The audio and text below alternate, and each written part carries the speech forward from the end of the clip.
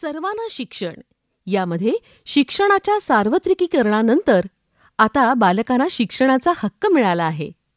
तो काय आहे हे पाहूया शिक्षण आमचा हक्क आहे या गीतातून. गीत आहे संजीवनी आवटी यांचं आणि संगीत दिलंय अरविंद काडगावकर यांनी.